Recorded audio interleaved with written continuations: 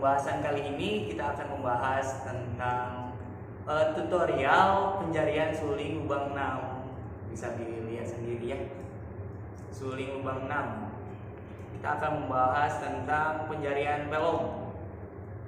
Untuk yang pertama, dalam karawitan Sunda itu kan daminadila ya. Jadi penjariannya 3 lubang dari atas itu ditutup ya, untuk nada 1 atau da. Bisa dengarkan sendiri suaranya.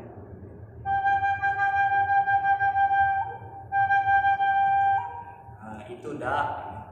Terus untuk 2 yaitu ada mi, ditutup 4 ya. Dami.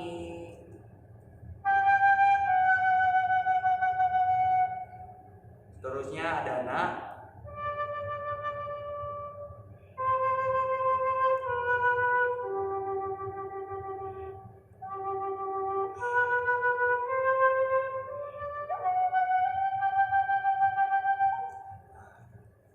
Itu teman-teman untuk pembahasan kali ini di penjarian pelong suling panjang lubang 6 ya.